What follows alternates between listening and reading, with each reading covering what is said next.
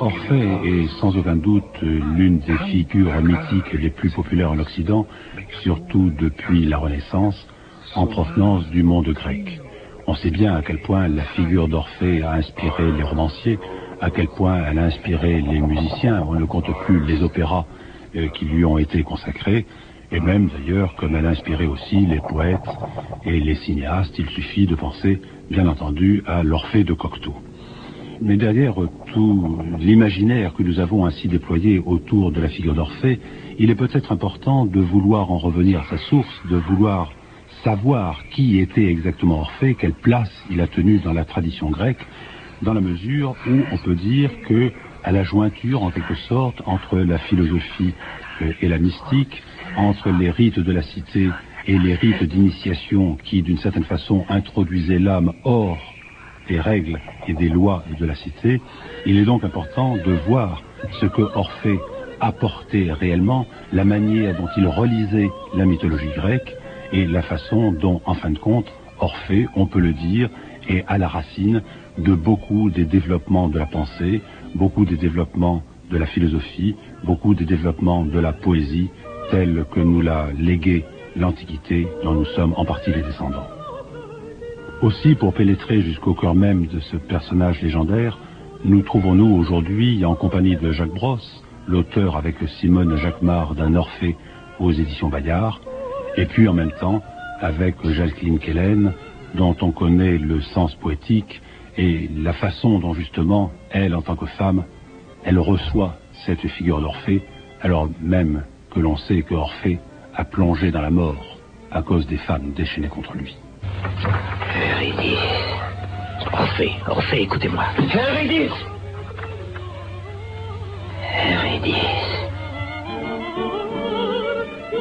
Il y a en principe un lieu de naissance, c'est dans les Carpates. Ça se trouve d'ailleurs, il y a une grotte d'Orphée qui est à la frontière de la Bulgarie, qui existe encore, qui est encore un lieu de culte. Mais évidemment, les Grecs ont complètement oublié cela. Enfin, c'était un thrace. Donc, pour les Grecs, à la limite, un barbare. Il ne faut pas oublier que c'est un barbare qui a enseigné, qui était à l'origine de l'enseignement mystique, religieux, spirituel de la Grèce. Il semble qu'il ait eu lui-même des disciples plus ou moins grecs. Est-il venu en Grèce? On n'en sait rien non plus. On ne peut même pas situer ni dans le temps ni dans l'espace, en fait. Parlez chacun à votre tour, sans ça nous n'arrivons jamais à rien. Vous me disiez, cher monsieur, que cette phrase est un poème. Si je vous regarde, j'admets tout a priori. Vous avez la parole. Orphée m'avait envoyé ces textes hier matin. Je les avais trouvés assez étonnants. Je les montre à mes jeunes camarades.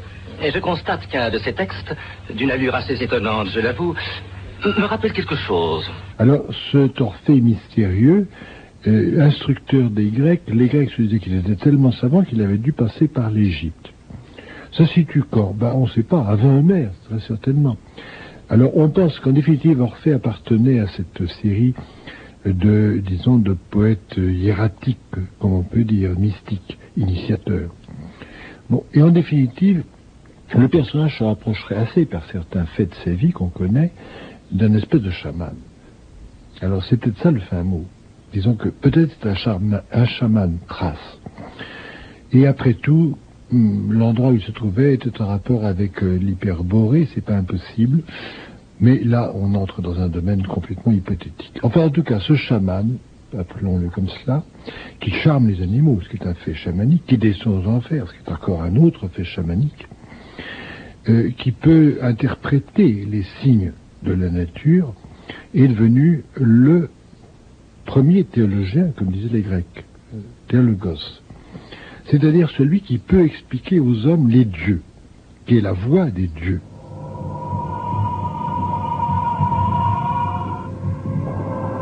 Protogonon kaleo diffué, Mégane, Otéroflacton, J'invoque Protogonos, le dieu Gémeaux. L'airain céleste jaillit de l'œuf aux ailes d'or, le bruyant primordial, le géniteur des hommes et des heureux mortels, sperme prodigue, liesse du monde et seigneur du printemps, indicible, fougueux, mystérieux, lumineux rejeton qui, d'un coup d'aile, dissipa le voile obscur des yeux et les ouvrit à la divine lumière. C'est pour cela que l'on te nomme aussi l'apparu, et le maître Priape, et l'éblouissant qui voit tout. Aussi, Dieu salvateur et régénérateur, viens jusqu'à nous conduire le saint cortège de ceux que tu initias au mystère. Hymne à Protogonos.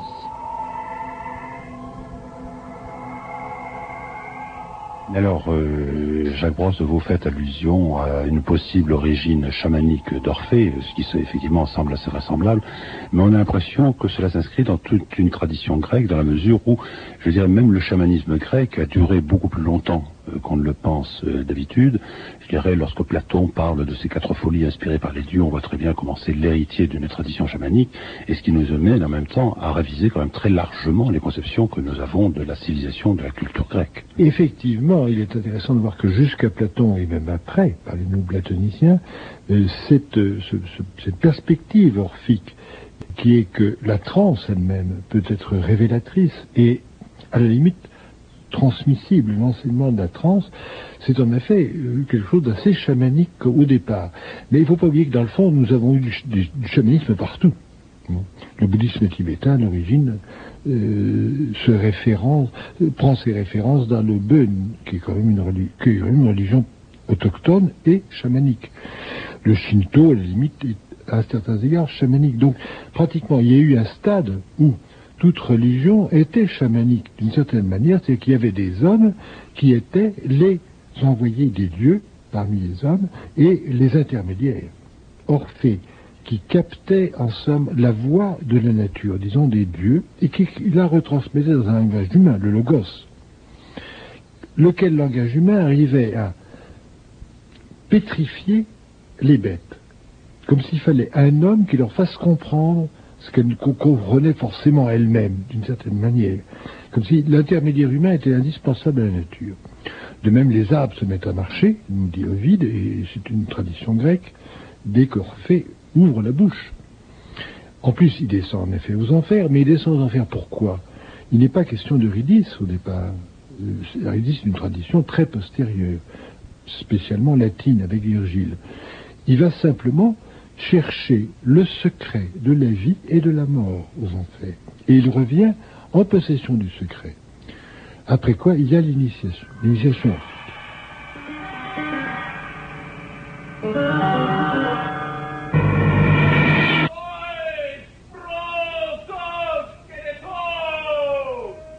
Apparemment, d'après les versions de la fable que nous avons, le couple, le mariage d'Orphée et d'Eurydice n'a pas duré très longtemps. Elle est une jeune épouse et on dit que Orphée, de son côté, déjà enchante la nature, enchante ses proches et s'enchante lui-même avec sa lyre et ses poésies. Et très vite, d'après du moins les versions de Virgile dans la 4e Géorgique et puis d'Ovide dans ses Métamorphoses au livre 10 et 11, on apprend qu'Eurydice va toute seule dans la campagne, dans les prés avec des compagnes, jouer ou rêver, flâner. Et Orphée est à part et de son côté comme captif de son propre chant, captif de ses mots. Dès le départ, j'ai l'impression que les dés sont jetés. Il y a d'une part la vie magnifique, très présente et en même temps insaisissable. Et puis il y a un homme, un poète, qui est soucieux de capturer d'une certaine façon ce mystère insaisissable. Et c'est comme s'il abandonnait ou il délaissait la femme pour son propre chant. Donc très vite, la catastrophe arrive, ou du moins peut-être une épreuve qui va réveiller Orphée. Un serpent d'eau la pique, ou la mord au talon, disent certaines versions, et elle disparaît dans le royaume des ombres. Et c'est peut-être là le grand éveil. Pour moi, Eurydice n'est pas une victime, mais c'est une manifestation, encore une, d'une femme qui propose à l'homme, comment dire, est-ce qu'elle lui tend un miroir ou est-ce qu'elle l'achemine vers son véritable destin qui est d'affronter sa finitude, sa mort et peut-être lui-même renaître ensuite.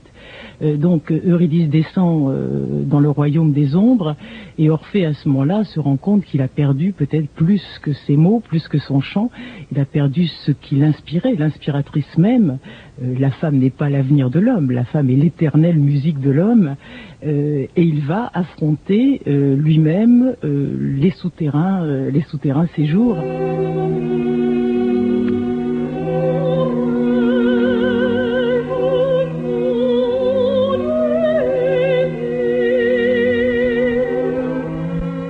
Orphée va par son chant en effet envoûter les ombres et envoûter Cerbère, le gardien des enfers. Il va obtenir des dieux de l'Hadès, donc Hadès et Perséphone, il va obtenir de ces dieux de pouvoir ramener son épouse à la lumière du jour.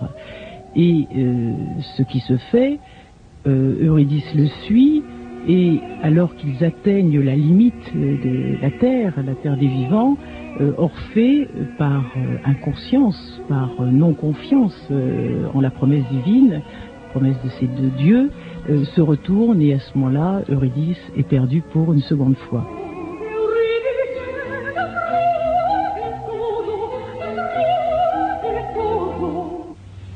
Vous savez qui je suis? Oui, dites-le. Ma mort. Vous appartenez désormais à l'autre monde. J'appartiens désormais à l'autre monde. Vous obéirez à mes ordres? J'obéirai. C'est parfait.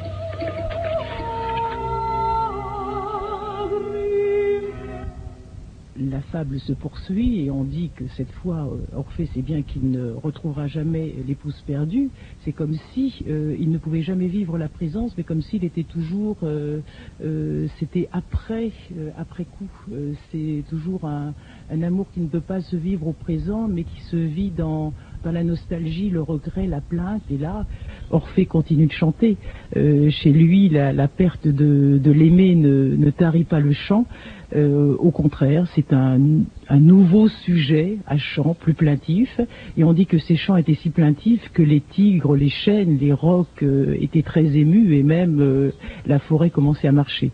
Les femmes de Thrace ont été très irritées, mais ce sont encore des intermédiaires des divinités, se sont inquiétées, irritées, et on finit par déchirer ce beau poète qui chantait si bien, qui chantait trop bien, et qui peut-être avait le cœur un peu étroit, et il a fini lacéré par les Érinies ou les Bacchantes, et on dit que sa tête a été même coupée, séparée de son corps, a été lancée sur le fleuve avec sa lyre, et cette tête coupée a enfin crié ce cri d'amour, et cette tête chantait Eurydice, malheureuse Eurydice.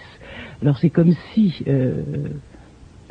il fallait passer, enfin c'est pas comme s'il fallait, notre destin, et le destin du poète encore plus, c'est de passer par la mort, par le renoncement à soi-même, à ce qu'on a de plus cher, pour enfin peut-être accéder, non par volonté mais par grâce, pour enfin accéder au pur chant d'amour.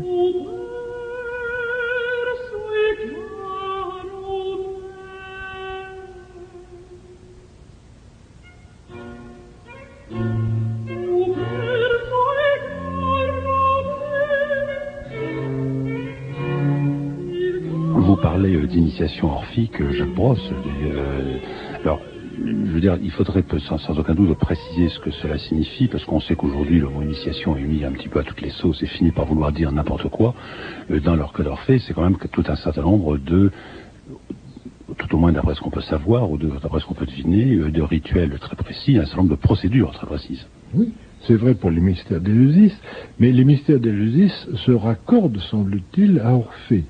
En sens que Eumolpe, qui est un disciple d'Orphée au même titre que Musée, qui étaient des poètes grecs, Eumolpe a fondé les Eumolpides, la famille, la hiérarchie des Eumolpides, qui ont été les mystes, c'est-à-dire les chefs, en somme, des mystères d'Éleusis. Mais les mystères orphiques que nous connaissons par ailleurs sont très différents des mystères d'Éleusis. Il y a toujours une initiation, il y a toujours une découverte mystérieuse, comme le nom l'indique, du mystère même de la vie et de la mort. Mais chez Orphée, c'est différent dans les mystères orphiques, parce que on a observé que les mystères d'Éleusis, bon, on y accédait en deux niveaux, il y avait des préparations, des purifications, c'est bien certain. Mais une fois qu'on avait l'initiation, à la limite, on retournait dans la vie courante et on faisait à peu près comme avant. Il n'y avait pas tellement de différence. On On était, disons, rassuré sur sa propre vie, sa propre existence et sa propre mort. Mais le comportement lui-même changeait certainement, mais il n'y avait pas un mode de vie propre à un initié d'Éleusis. Alors que dans l'orphisme, l'accent est à l'inverse sur les bios orphikos, sur le mode de vie orphique, qui est très différent de ceux des Grecs. C'est la raison pour laquelle les mystères orphiques ont été secrets et persécutés, parce qu'ils mettaient en cause toute la religion qu'on appelle poliate, la religion de la cité. Naturellement, la première chose qu'a fait Orphée, c'est de condamner absolument les sacrifices sanglants. Vous savez qu'à Athènes, par exemple, c'était incroyable. Ce qu'on appelle l'hécatombe, ça veut dire 1000 bœufs qui étaient tués en même temps. L'acropole ruisselait de sang à ces moments-là. Et ça, c'était absolument prohibé par Orphée, tout à fait à l'origine même, de même que la consommation de viande. De même qu'il y avait d'autres purifications et d'autres interdits. Celui de la laine, parce qu'on ne pouvait pas se vêtir de la toison d'une brebis ou d'un bélier, c'était animal, donc on n'avait pas le droit de s'en servir. On ne pouvait en somme être absolument strictement végétarien. Parce qu'il y avait l'horreur de sacrifier une bête. Après quoi, effectivement, on peut espérer à ce moment-là sortir de ce corps, qui est pour lui l'horreur complète, le corps, c'est soma sema, c'est-à-dire corps équivalent de tombeau. On trouve déjà l'expression dans Homère, mais chez Orphée c'est extrêmement important. Il faut se dégager de ce conditionnement corporel que nous avons si nous voulons accéder à l'immortalité.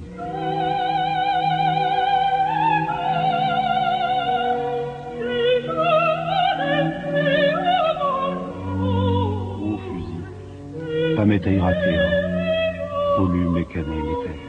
Nature, divine mère et déité féconde, céleste, vénérable, cosmique fondatrice, indomptable dompteuse, radieuse, souveraine, omnipotente, révérée, suprême, incorruptible, principielle, ancestrale, déesse illustrissime, inventive, nocturne, chatoyante et exubérante, silencieux réceptacle des traces de nos pas, sainte, infinie, parfaite, des dieux ordonnatrices, par toi-même engendrée, imposante, florissante, luxuriante, fastueuse, amicale, royale initiatrice, source de toute vie, qui féconde, libère et répand tes fruits mûrs, père et mère de toutes choses, nourrice et nourricière, experte et sage incitatrice, océane déesse, qui engendre et qui meut le tourbillon des eaux, infuse, perpétuelle et toujours renaissante, auguste, vénérée, donatrice de l'orge, qui siège plus haut encore que le tonnerre des dieux,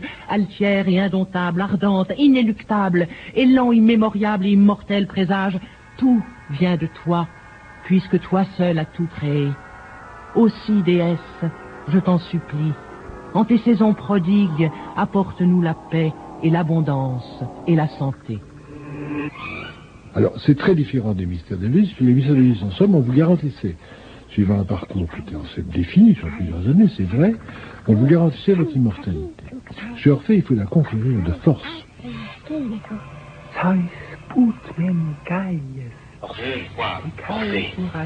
Orphée, quoi?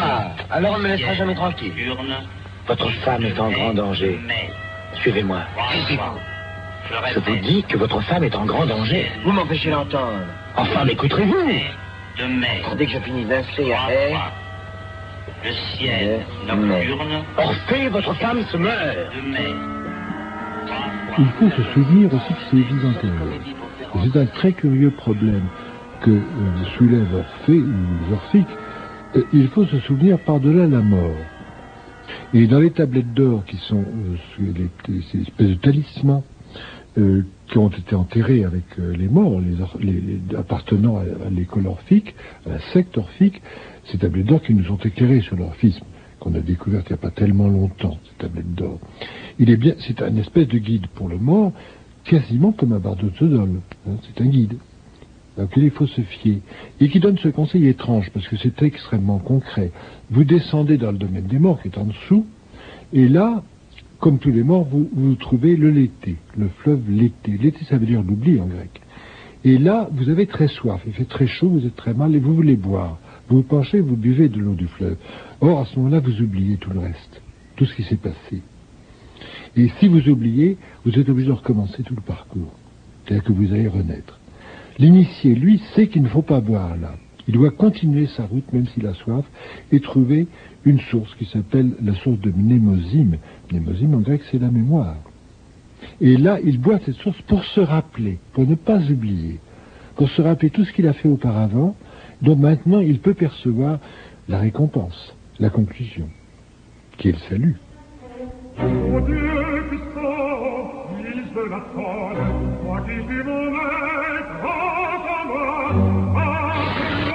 du haut de ton trône, dans cette feu, je n'ai pas soif, je n'ai de soif,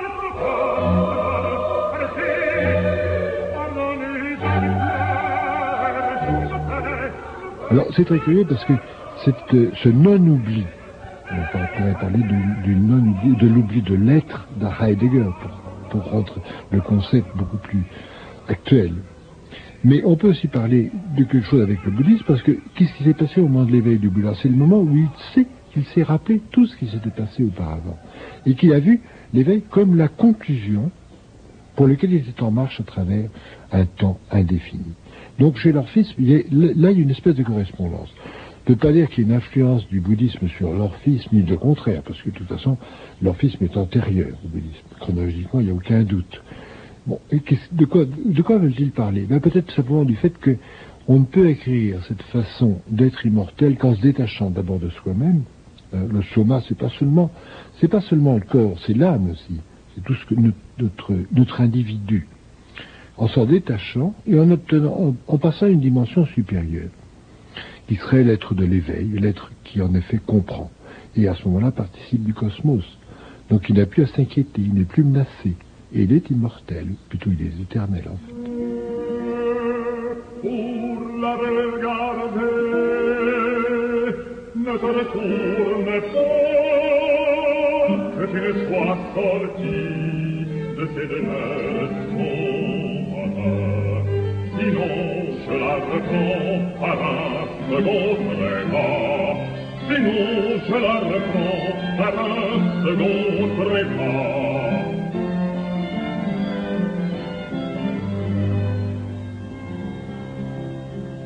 Alors, Jacqueline Guélène, on peut peut-être se poser une question, c'est que lorsque Orphée va chercher Eurydice, effectivement, vous l'avez dit, Hadès et Perséphone la lui rendent, en quelque sorte, il a le droit de la ramener sur Terre à condition de ne pas se retourner. Et vous nous l'avez rappelé, effectivement, Orphée est incapable de respecter les arrêts divins, et donc, au moment d'arriver sur Terre, se retourne vers Eurydice. Mais, en fin de compte, pourquoi Orphée n'a-t-il pas le droit de se retourner? Pourquoi doit-il ainsi marcher vers la Terre sans regarder Eurydice? Oui, il me semble que c'est un pari, enfin une demande de la part des dieux de croire et de se livrer entièrement à l'impossible de la foi, à l'impossible de l'amour. Aimer quelqu'un, c'est lui faire une confiance illimitée. Et c'est de croire plus en lui que peut-être en soi-même. Donc il me semble que c'est à cet impossible-là qu'Orphée est confronté. Alors il trahit deux fois parce que d'une part il a été du vivant d'Eurydice, il était peut-être indifférent, du moins sans attention. Et quoi de plus tangible dans l'amour que l'attention portée à l'autre, dans les choses les plus simples, dans les moments les plus simples. Et par rapport aux dieux, il se montre à ce moment-là défiant. Je trouve que ça fait beaucoup de sacrilège ou de moins d'impertinence. Et le fait de ne pas se retourner, c'est de repartir à neuf aussi. C'est la loi peut-être aussi de l'amour. C'est pour ça que l'amour s'adresse toujours à une solitude. C'est-à-dire que tant que je marche, tant que j'avance, oui, peut-être l'amour me porte. Et tant que je chemine, l'amour me porte. Dès que j'arrête, dès que je veux fixer quelque chose par les mots, dès que je veux arrêter ce mystère ou ce flux de vie, je perds tout. Alors, Jacques Brosse, vous nous avez montré les liaisons, même si elles sont assez lointaines, d'Orphée avec le culte du Dionysos, de Déméter et de Perséphone, bien entendu, à Éleusis.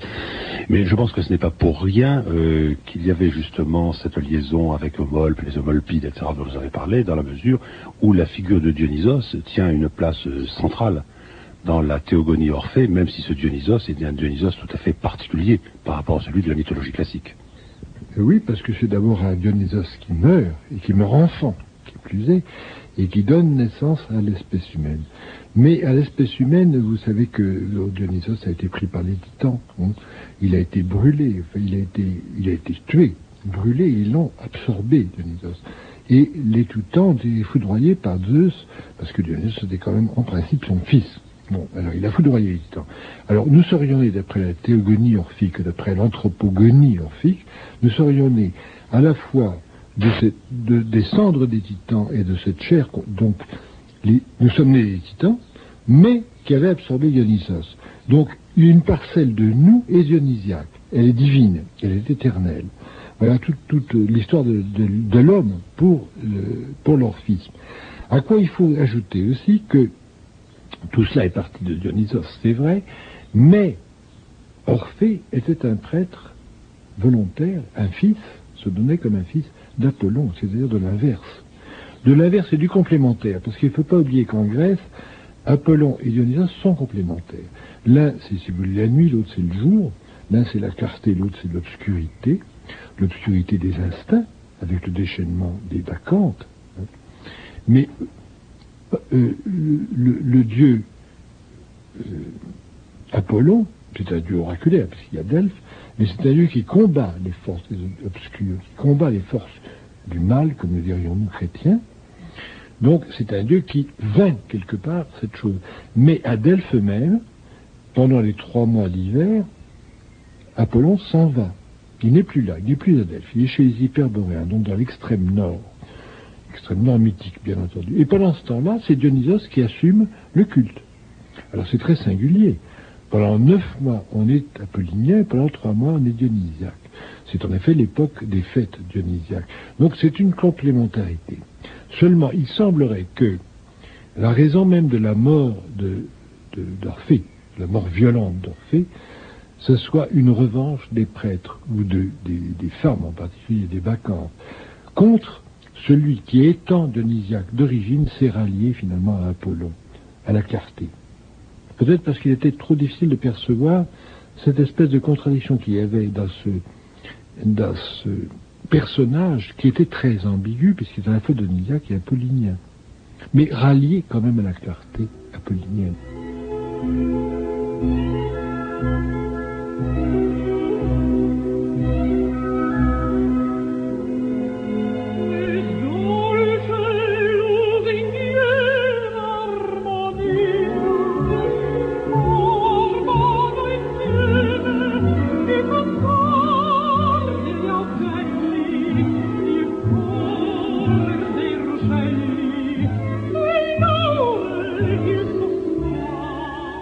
L'opéra est né avec Orphée.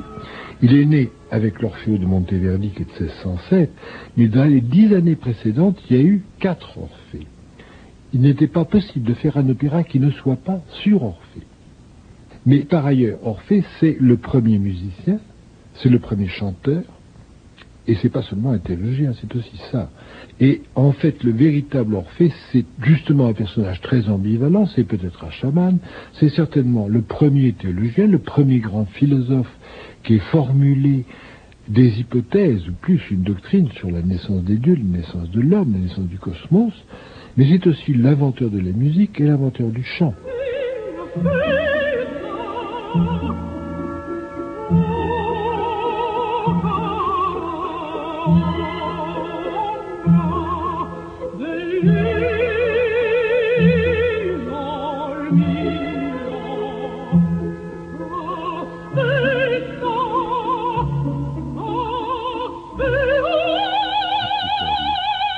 Athanaton, Héton, Monon, Athanatoisin, Elte, Megistétéon Panton, parfois, moi j'en veux. Moi, je serais du côté d'Eurydice. J'en voudrais, en effet, énormément à Orphée, parce que me ramener des enfers et me laisser de nouveau repartir dans ce royaume des ombres, c'est affreux.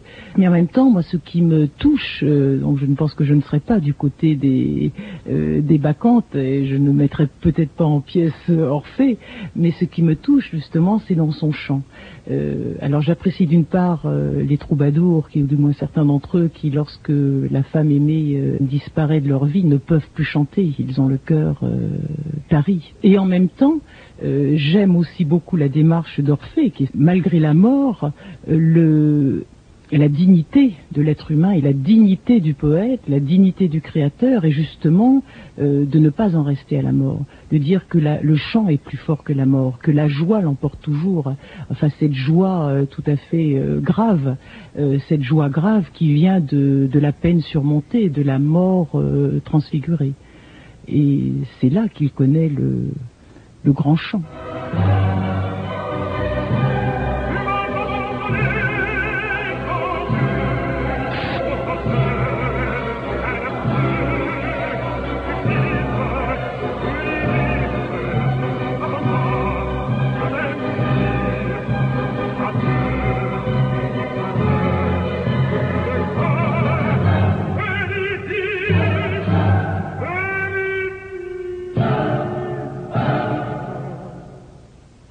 Qu'à partir de la figure d'Orphée, il y a une sorte de liaison extrêmement forte qui est posée, je dirais, entre la structure du monde, la manière de réfléchir sur cette structure, ce qu'on pourrait appeler la philosophie, et la célébration de cette structure qui est la musique.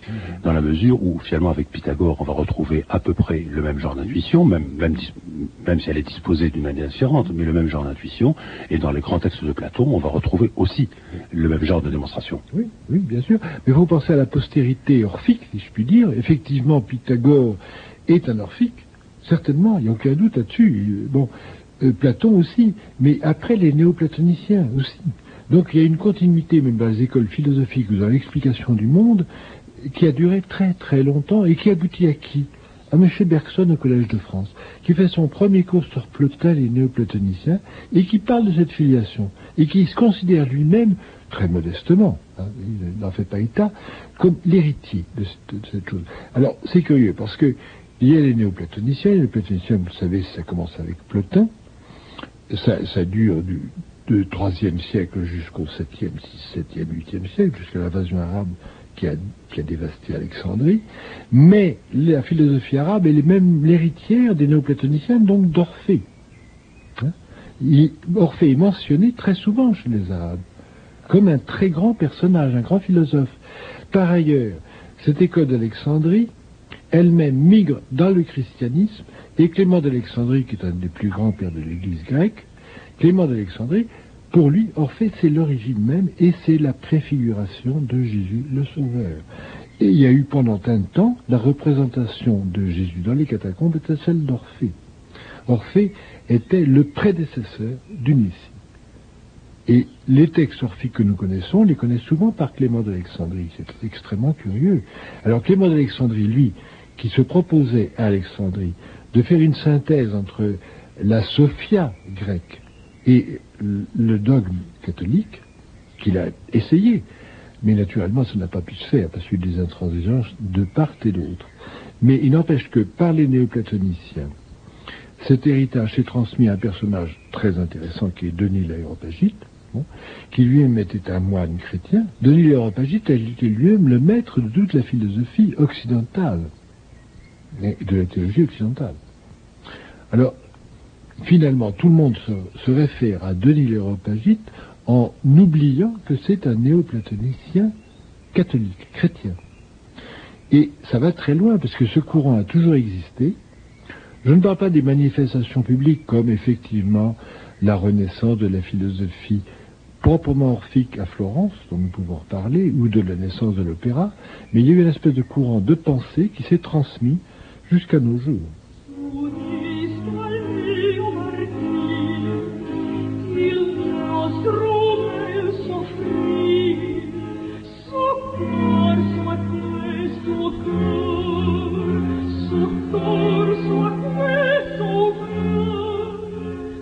mortels. Immuable, invincible et omnipotent, toi, le plus grand de tous les dieux, toi, l'immense et l'inébranlable, toi, l'immortel et l'invincible, l'éther entier est ta couronne.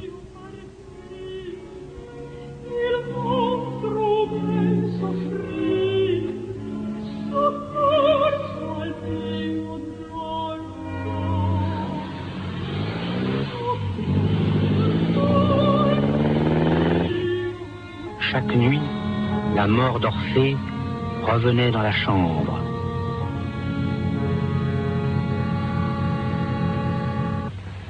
Non, Eurydice, non. J'irai, Octavie. J'irai chez Aglaonis, il le faut. Elle seule saura me donner un conseil.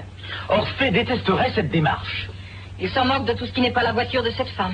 Et même si je consentais à vous conduire en ville, Orphée occupe le garage. Il vous verrait sortir. J'irai à bicyclette. J'en ai l'habitude. C'est ridicule dans votre état. J'irai. Eurydice, je n'ai pas qualité pour vous le défendre. Et si je vous en prie? J'irai tout de même. Vous ne m'empêcherez pas. Je deviens folle. Comme vous le mentionniez, Jacques Brosse, Orphée a une très longue descendance jusqu'à aujourd'hui.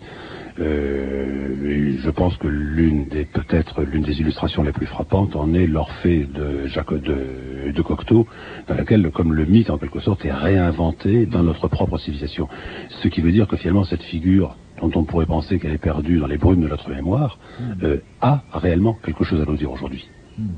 Oui, il y a Cocteau, puis en effet, le fait que Cocteau ait écrit, comme vous le savez, à pas mal de temps d'intervalle, sa première pièce, ensuite le film, et ensuite le testament d'Orphée, il a été hanté par ça, mais chaque fois, si vous étudiez de près les choses, c'est un point de vue un peu différent. Comme si ça s'affinait dans le sens d'une spiritualité de plus en plus grande chez Cocteau lui-même.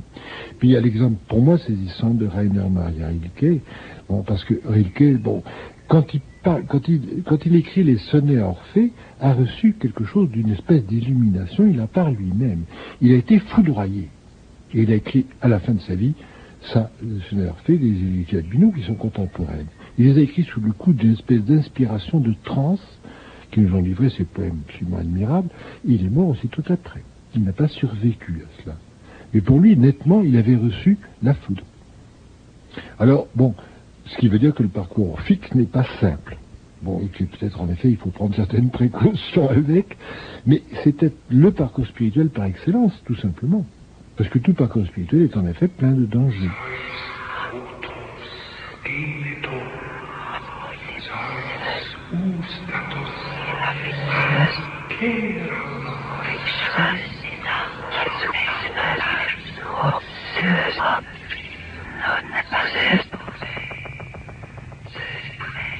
Là s'élançait un arbre. Ô pur surpassement. Oh, mais quel arbre dans l'oreille au chant d'Orphée. Et tout s'est tu.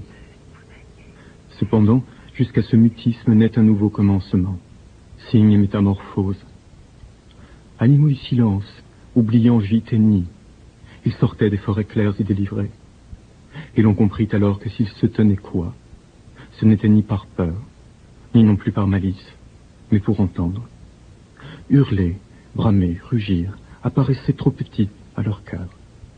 Et où il n'y avait pour accueillir le chant qu'un abri misérable, à peine on entre au creux du plus obscur désir, dont le seuil incertain tremble avec ses piliers. Tu leur as érigé un temple dans l'écoute. Rainer Maria Rilke.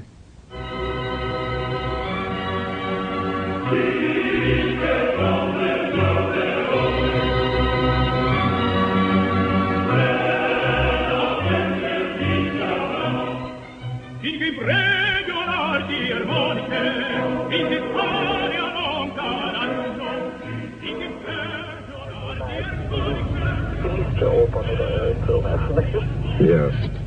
Dat was ook niet zo goed bij je verloofde story. Tu sais qu'il va bien. Pour le véritable Kennedy, nous arrêtons à la buserie.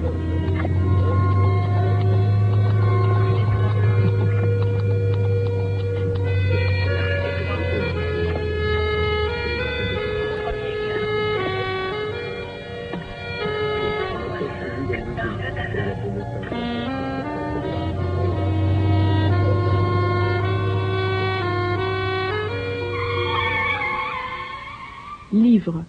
Pour poursuivre un peu dans la ligne de l'interrogation que nous posait cette figure énigmatique qui est celle d'Orphée, on peut s'intéresser à la dernière parution d'Olivier Germain Thomas, intitulée « Écriture de la lumière », aux petites éditions Le Temps qu'il fait, dont on connaît la qualité de la production.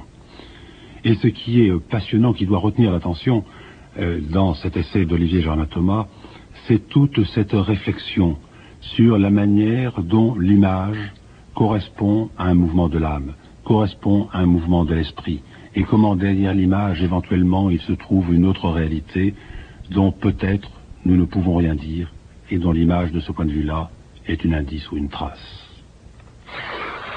Photographier le ciel après le passage de la flèche.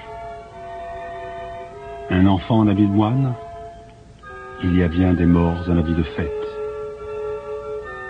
Le grincement des essieux d'un char à bœuf, musique céleste. Tout à fait à l'opposé de cette lumière dont nous entretenait Olivier Germain Thomas, on peut s'intéresser aussi, dans le régime nocturne et nocturne terrifiant, à l'ouvrage de Jacques Bril intitulé La mer obscure et qui paraît à l'Esprit du temps.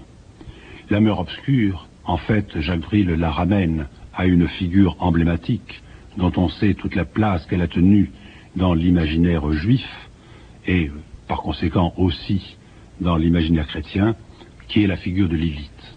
Lilith, cette femme, mais on ne sait même pas s'il faut dire une femme, disons ce principe féminin, ce personnage féminin, cette figure féminine que Dieu aurait créée en premier, avant Ève, qui aurait été la première compagne d'Adam, et qui, refusant le sort qui lui était fait, refusant l'obéissance parce qu'elle revendiquait sa propre liberté de femme, a fini par se révolter et est devenue comme le prototype précisément de la mer obscure, de la mer terrible, de la mer qui vient nous sucer le sang dans nos songes, mais qui peut-être justement attend son salut, sa rédemption, dans la liberté qu'on lui reconnaîtrait. Au nom des cieux, soit exorcisé. Au nom de la terre, soit exorcisé le Libou, la Lilitou, l'Ardate Lili. Les enchantements, les maléfices, les sortilèges, les maladies, les ensorcellements funestes. Au nom des cieux, soit exorcisé. Au nom de la terre, soit exorcisé. Enfin, j'aimerais signaler un ouvrage collectif sous la direction du biologiste de renommée internationale Francisco Varela, un ouvrage collectif intitulé « Dormir, rêver, mourir, explorer la conscience avec le Dalai Lama », publié aux éditions Nil. Ce qui est tout à fait intéressant dans cet ouvrage, différent par rapport à ceux qu'il m'est déjà arrivé de signaler autour du Dalai Lama, autour du thème du rêve en Extrême-Orient, c'est que c'est précisément un ouvrage collectif, un ouvrage à plusieurs voix, dans lequel on voit s'entretenir avec le Dalai Lama, l'interroger, et souvent sans aucune concession, des gens tout aussi différents que le neurologue Jérôme Engel, ou alors la psychanalyste, pour laquelle j'avoue une tendresse tout à fait particulière, la psychanalyste Joyce McDougall. Et dans ce dialogue précisément entre le Dalai Lama en tant que chef spirituel, mais qui se défait de son autorité pour réfléchir réellement avec tous ces spécialistes occidentaux qu'il a en face de lui, le panorama qui se découvre ainsi peu à peu, où éventuellement peut se faire un point de rencontre ou un point de compréhension entre notre civilisation occidentale, avec nos traditions et avec l'importance de la pensée scientifique et l'horizon spirituel qui est celui du bouddhisme et particulièrement du bouddhisme tibétain. Chez un yogi avancé qui n'a pas encore atteint le stade supérieur, l'élément blanc et subtil remonte vers le sommet par les canaux de droite et de gauche. Quand le yogi parvient au degré le plus élevé de la pratique, l'élément blanc passe par le canal central sous le sommet de la tête.